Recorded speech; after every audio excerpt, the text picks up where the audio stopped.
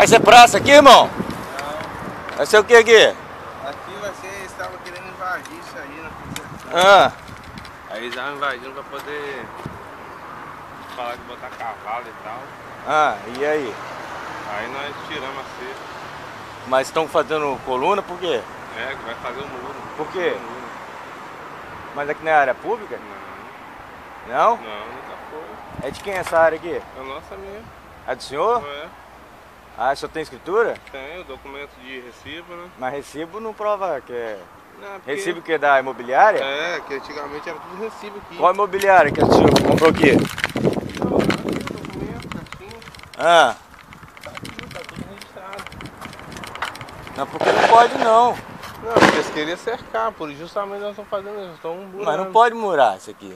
Aqui tem uma distância que tem que manter da rodovia do Sol. Inclusive aquele terreno ali também tá errado ali, ó. Não, mas isso aí já tá tudo esquematizado. Não tá em processo na prefeitura aquilo ali. É, nós pedimos alvará, nós entramos com alvará de licenciamento, né? Porque eles estavam querendo invadir. Cheguei aqui. E esse container de quem? Não sei, botaram aí. Vou puxar e jogar pra trás. Pedir a prefeitura pra poder jogar pra trás isso daí. Vamos ver o que vai dar isso aí. Falou.